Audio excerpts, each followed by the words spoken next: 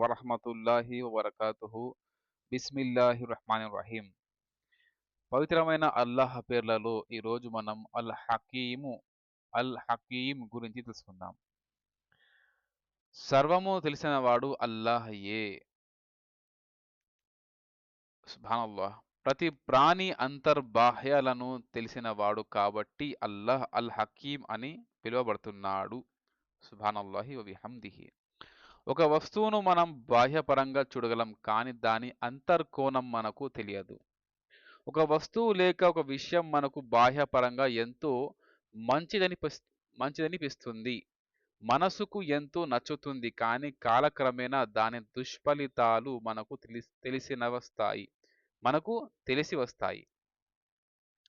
అలాగే మరొకటి చూడటానికి ఎంతో చెడుగా, పెద్దగా, మనకు లాభం చేకూర్చేదిగా కనిపించదు, కానీ క్రమేణా అదే మనకు మున్ముందు ఎంతో ప్రయోజనాన్ని చేకూర్చగలదు ఇన్షా అల్లా. మనిషి సదా పై మెరుగులకు, తాత్కాలిక లాభాలకి ఆకర్షితుడవుతాడు. శాశ్వత ప్రయోజనాన్ని, సత్ఫలితాలను చేకూర్చే వాటి పట్ల ఆలస్యం చూపెడతాడు.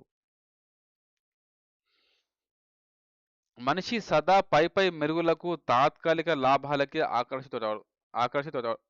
ఆకర్షితుడవుతాడు.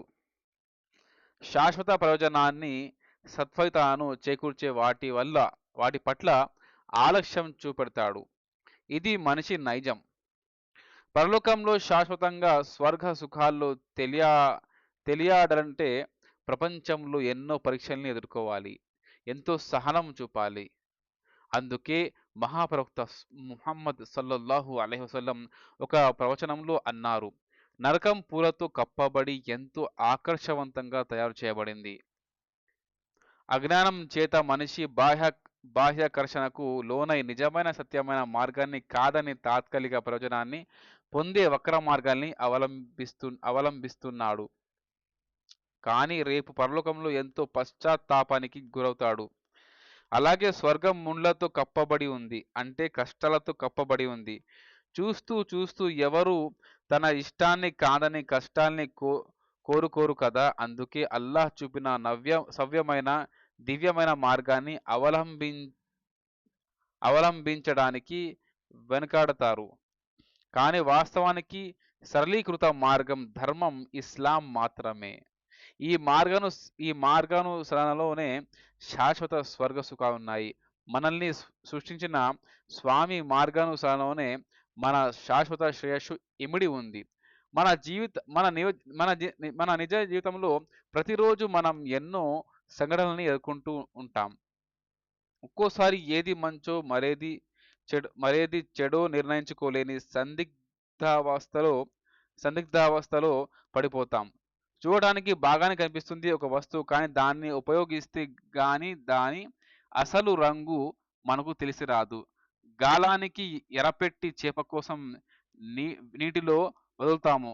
తెలియని చేప ఎరకు తెలియని చేప ఎరకు ఎరకు ఆకర్షితులై ఆకర్షితులారై ఆకర్షితురాలై మింగేస్తుంది. ఫలితంగా వేటగాని బుట్టలో పడి ప్రాణాలు వదిలేస్తుంది.